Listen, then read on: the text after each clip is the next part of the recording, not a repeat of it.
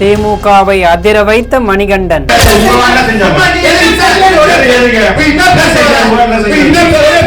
மாநகராட்சி கூட்டத்தில் சலசலப்பு.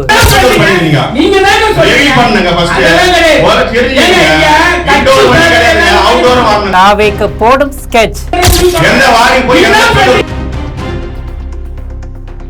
அப்படி அவர் எந்த புழுதியை கிளப்பினார் என்பதை நம் ஜெம் தொலைக்காட்சி வாயிலாக பார்க்கலாம். உண்ட வீட்டுக்கு ரெண்டகம் செய்யாதே என்ற பழமொழியைப் போல திமுக 186வது மாமன்ற உறுப்பினர் செய்த காரியம் ஜிகிர்தண்டா படத்தில் வரும் புழுதி பறக்கும் பாரு புழுதி பறக்கும் பாரு டான் டான் டான் டான் என்ற பாடல் வரிகளைப் போல இவர் செய்த செயல் திமுக மத்தியில் புழுதியையும் திமுக அரசியலாளர்கள் வயிற்றில் புளியையும் கரைத்திருக்கிறது. சென்னை மாநகராட்சி 14வது மண்டல குழு கூட்டத்தில் சொந்த கட்சிக்கு எதிராக 186வது தீய சக்தி திமுக மாமன்ற உறுப்பினர் மணிகண்டன் பச்சோந்தியை போல இடத்திற்கு ஏற்றவாறு நிறம் மாறி மாறி காட்சியளிப்பது போல இவர் குரல் எழுப்பி சலசலப்பை ஏற்படுத்தியிருக்கார். ஆலமரம் அதிமுகவில் இருந்து விலகி திமுக ஆட்சியில் இருந்தபோது திமுகவில் இணைந்த இவர் தற்போது அனில் மன்னன் ஆட்சியில் தமிழக வெற்றி கழகத்தில் இணைய உள்ளதாக தகவல்கள் வெளியாகி உள்ளது. தகவல் கசிவதற்குள் ஒரு குண்டை தூக்கி திமுக தலையில் தொப்புன்னு போட்டிருக்கார். அது என்ன குண்டுனா, திமுகவிற்கு எதிராக குரலும் எழுப்பியிருக்கிறார். அரசியலில் நிரந்தர நண்பனும் இல்லை, நிரந்தர எதிரியும் இல்லை என்பார்கள். ஆனால் சென்னை மாநகராட்சியில் இப்போது நிரந்தர கட்சியும் இல்லை என்ற பாணியில் ஒரு பரபரப்பு பற்றி கொண்டு உள்ளது. சென்னை மாநகராட்சி 14வது மண்டல குழு கூட்டத்தில் ஆளுங்கட்சியை சேர்ந்த மாமன்ற உறுப்பினரே தனது சொந்த கட்சிக்கு எதிராக போர்க்குடி தூக்கியிருப்பது தான் தற்போதைய அறிவாலய ஹாட் டாபிக்காக உள்ளது. 14வது மண்டல குழுவின் மாதாந்திர கூட்டம் மண்டல தலைவர் ரவிச்சந்திரன் தலைமையில் வழக்கம் போலதான் தொடங்கியது. அதிகாரிகள் ஒருபுறம், கவுன்சிலர்கள் மறுபுறம் என வார்டு பிரச்சனைகள் விவாதிக்கப்பட்ட போது திடீரென வெடித்தார் 186வது வார்டு திமுக கவுன்சிலரான மணிகண்டன்.